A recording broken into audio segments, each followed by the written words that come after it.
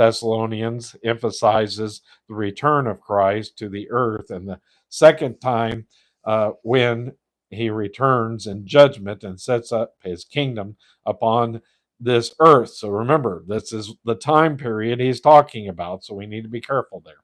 This is called the revelation. You see, at the rapture, the emphasis is not upon his coming to earth, because he doesn't come to the earth. He makes it clear that we shall be caught up with him to meet the Lord in the air. See 1 Thessalonians chapter 4, verse 17. Caught up is a Greek word, harpazo, which meaning to snatch away. We shall be snatched away or raptured to meet Christ in the air. However, the revelation of Christ is when he returns to the earth to set up his kingdom. In the time gap between these two events will be the Great Tribulation period. As we saw in First Thessalonians, the rapture is not a subject of the Old Testament, but that teaching does not appear in the Old Testament. The hope of the Old Testament saints was an earthly hope. They were looking for their Messiah to come and establish a kingdom here upon this earth, which would be heaven upon earth. The expression kingdom of heaven means to reign, means the reign of heaven over the earth. This is putting it as simply as I know it. Some of the theologians really have made it complicated, so complicated that I wonder if they are trying to establish some type of a theory.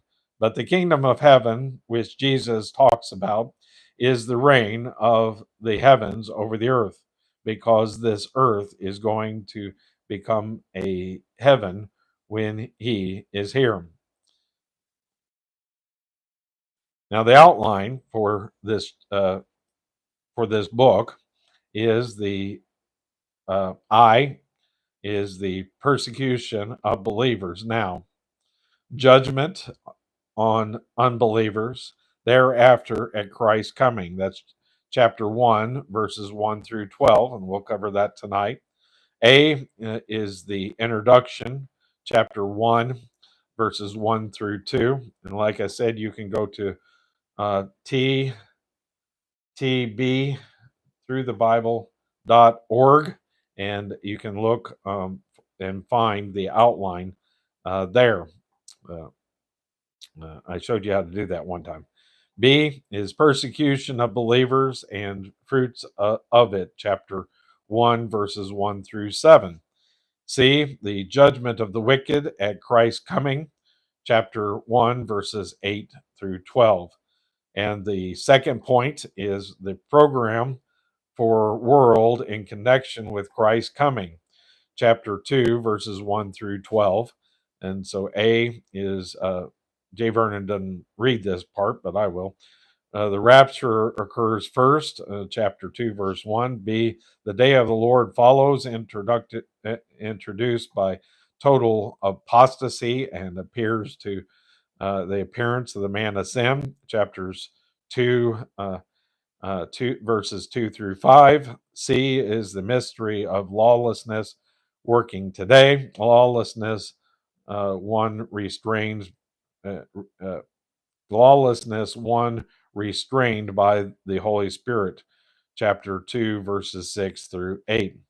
And D, lawless, one to appear in the Great Tribulation period, chapter 2, verses 9 through 12. The third point is practicality of Christ's coming, chapters 2, verses 13 through chapter 3 and verse 18. So these are short chapters. We will get through them very quickly, hopefully. A is believers should be established in word, chapters 2, verses 13 through 17. B is believers should be established in walk, chapters 3, verses 1 through 7. And C, believers should be established in work. That's chapter 3, verses 18 or 8 through 18.